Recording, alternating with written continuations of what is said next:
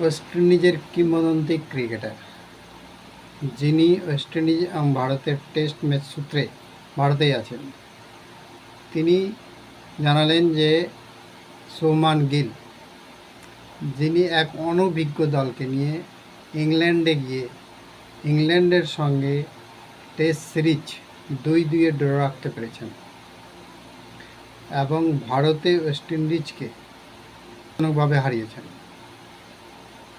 এবার কিন্তু আসল পরীক্ষা শুভমান গিলের, কারণ অস্ট্রেলিয়ায় গিয়ে অস্ট্রেলিয়াকে হারানো কিন্তু বিরাট ব্যাপার। আর চ্যাম্পিয়ন ট্রফির পরে রোহিত এবং বিরাটকে তিনি অধিনায়ক হিসেবে নিজের দলে পাচ্ছেন। এটা কিন্তু শুভমান গিলের জন্য ভালো হবে, কারণ এরা প্রচুর অভিজ্ঞ ক্রিকেটার।